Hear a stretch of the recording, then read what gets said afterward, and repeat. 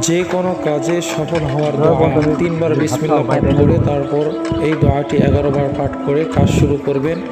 ইনশাআল্লাহ 100% সফল হবেন। দোয়াটি হলো রব্বানা তাকাব্বাল মিন্না ইন্নাকা আনতাস সামিউল আলিম।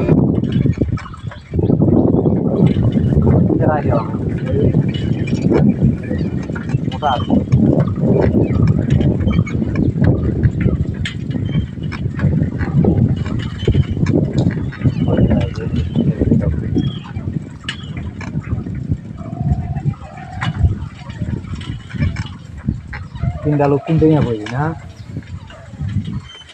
চারটা আমরা সকাল